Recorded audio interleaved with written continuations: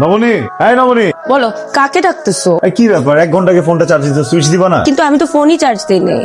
কিন্তু তুমি ডাকতেছো কাকে? নবনীকে?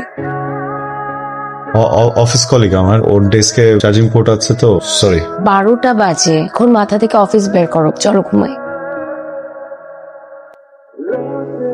আম্মা ফোন দিছিল।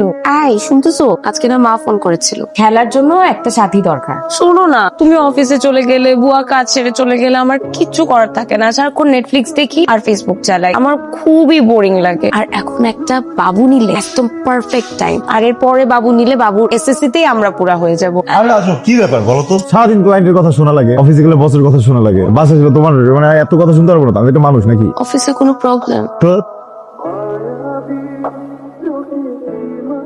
হ্যালো নবনী, কি করছো? নিজের ভাগ্যকে দোষারোপ। আমরা একটু সময় দাও, আমি সব ঠিক করে ফেলবো। সময় তো দিয়েছি, আমাদের সব ঝামেলা মিটে যাবে, আমাদের বিয়ে হবে, এসব বিশ্বাস করে তো এত দূর এসেছি। নবনী, কাল সকালে মিট করি, আমরা দেখা করে কথা বলি, সব ফিক্স হয়ে যাবে, আমি বলতেছি তো। আমি শিখর। কি হয়েছে তোমার? কোনো সমস্যা? ভয় দেখাও কেন এভাবে? আমার কোনো ফেরার জায়গা নেই শেখর। সামনে আগানোর রাস্তাটাও তুমি বন্ধ করে রেখেছো। বারবার আটকে যাচ্ছে আমি তোমার কাছে গিয়ে। তুমি কিছু করছো না। দেখো, তুমি যেভাবে ভাবছো ওইভাবে কি আমরা আসলে ভালো থাকবো? তুমি শুধু তোমার ভালো থাকাটাই দেখছো। তুমি তোমার ভালো দেখতে গিয়ে তুমি আমাকে শেষ করে দিচ্ছ। এটা তোমার মনে হতেই পারে, মনে হওয়াটাই স্বাভাবিক, কিন্তু এতগুলো মানুষকে কষ্ট দিয়ে আমরা কখনোই ভালো থাকবো না। সত্যিটা হলো, আমি সবাইকে নিয়ে ভালো থাকতে চাই না। অনেক হয়তো বা সময় একটু বেশি লাগবে। দেখো, তুমি আমাকে স্বার্থপর ভাবতে পারো, স্বার্থপর বলতে পারো, তুমি বলো, আমার কোনো সমস্যা নেই, কিন্তু আমি সবাইকে নিয়ে ভালো থাকতে চাই। পৃথিবীতে মানুষ একা ভালো থাকতে পারে না। একদম যথার্থ বলেছেন। একটা কথা মনে রাখবেন, আপনি কিন্তু একা না। আমার মতো অনেক মানুষ আছে যারা আসলে সবাইকে নিয়ে ভালো থাকতে চায়। যেদিন আমরা এক হতে পারবো, সেদিন থেকে পৃথিবীটা আবার ভালো থাকবে। Carry on. নবনী, নবনী,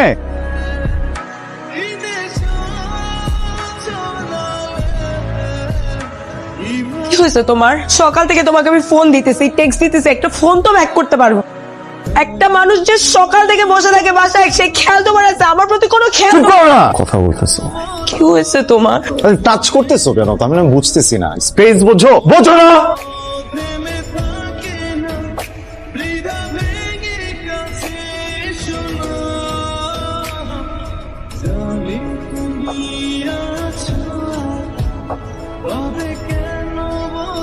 তুমি এমন ভাবে বলছো মনে হচ্ছে আমি বসে আছি। তাতে লাভ কি হচ্ছে? লাভ কি হচ্ছে মানে? বিষয়টা তো একদমই এরকম না যে সবকিছু তোমার একার উপর দায়, তাই না? আমার কি আগ্রহ নেই? আগ্রহ হয়তো আছে, কিন্তু আমার মতো তোমার দেয়ালে পিঠ থেকে যায়নি। দেখো, আমি তো আমার ফ্যামিলির সাথে কথা বলেছি, তাই না? আমি তোমার ফ্যামিলিকেও রাজি করিয়েছি, সবকিছু ঠিকঠাক ছিল। দেখো, প্রবলেমটা না হলে এতদিন আমরা সংসার করতাম। এটা কি আমার দোষ? আমি কখন বললাম এটা তোমার দোষ? ওই দিনের পর তোমার বাবা আমার বাবার সাথে কোনো কথা বলেনি। আমি তোমার উপর ভরসা করে বাসা থেকে বেরিয়েছি। আমার বাসায় ফেরার কোনো সুযোগ নেই।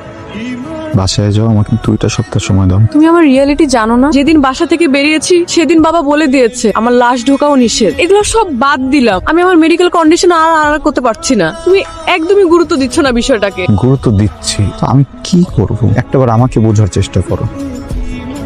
হ্যালো হ্যালো শিখর। কে বলছেন? এটা শিখরের নাম্বার না? আগে যিনি এই নাম্বার ব্যবহার করতেন তার চাকরি চলে গেছে। কবে? গত সপ্তাহে ম্যাম। আমি নতুন জয়েন করেছি, কিভাবে আপনাকে হেল্প করতে পারি? আগে যে চাকরি করতো আমার তাকেই দরকার ছিল। আনঅফিশিয়ালি আপনাকে একটা তথ্য দিতে পারি। চাকরি যাওয়ার পর মেবি উনি ফ্রাস্ট্রেটেড হয়ে গেছে, সারাদিন পার্কে বসে থাকে, অফিসের অনেকেই দেখেছে তাকে। খুব ইমার্জেন্সি হলে আপনি তার সঙ্গে ওখানে দেখা করতে পারেন।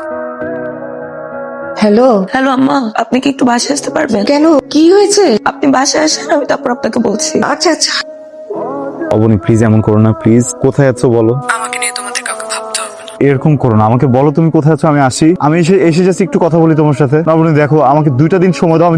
হ্যালো হ্যালো, কে? কি ব্যাপার, আপনার ফোন নিচ্ছেন কেন? শিখরের ফোনে তো কোনো সিম নাই, তুমি তো কারোর সাথে কথা বলতেছো। আপনি আমার ফোন দেন, আপনি ফোন নিচ্ছেন কেন? কি হয়েছে তোমার? তুমি আমাকে বলো। আরে আজব, ফোন দেন আপনি আমাকে। হ্যাঁ, টাচ করতেছেন কেন? আপনি আমাকে ফোন দেন। এমন করো না। আজব ব্যাপার, কি করতেছেন? পাগল হয়ে গেছেন নাকি আপনি? মানুষজন দেখতেছে। মানুষজন দেখলে দেখুক, আপনি আমার ফোন দেন। আরে ভাই দেখেন তো কি অবস্থা, মানে চিনি না জানি না এসে আমার ফোন নিয়ে নিচ্ছে। পাগল নাকি? ফোন দেন আমার।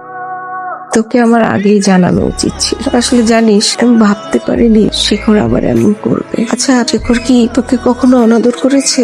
মারে, ও আসলে অসুস্থ। আমার ছেলে তোর সাথে প্রতারণা করেনি।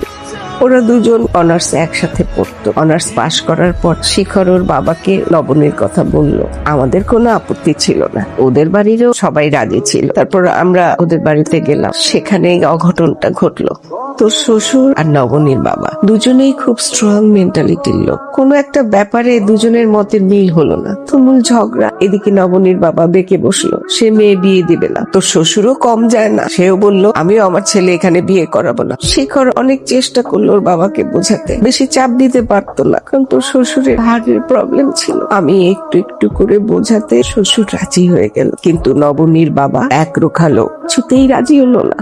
নবনী বাড়ি থেকে বেরিয়ে গেল, কিন্তু শেখর ওর বাবার কথা চিন্তা করে বাড়ি থেকে বেরিয়ে যেতে পারছিল না। যেদি বাবার এক রোখা মেয়ে বাড়ি থেকে বেরিয়ে সুইসাইড করলো।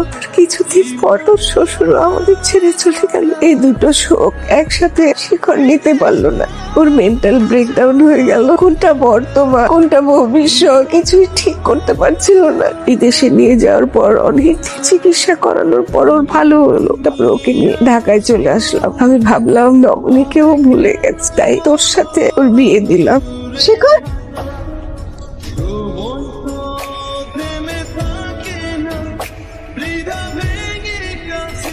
এই আপনি কে এখানে কি করতেছেন?